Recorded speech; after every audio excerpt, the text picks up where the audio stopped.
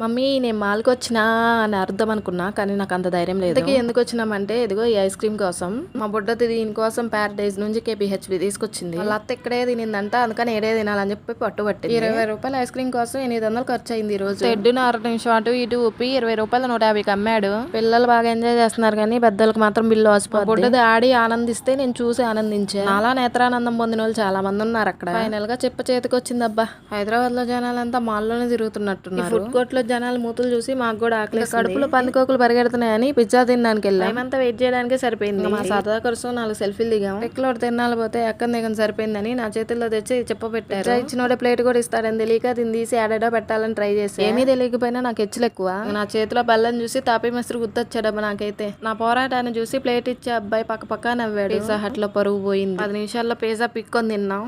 Washroom లోకి వెళ్ళి మళ్ళీ వేసాలు. ఇంక ఈ మెషిన్ మొయ్యి అంటుంది కానీ చెయ్యి అయితే ఆరలేదు.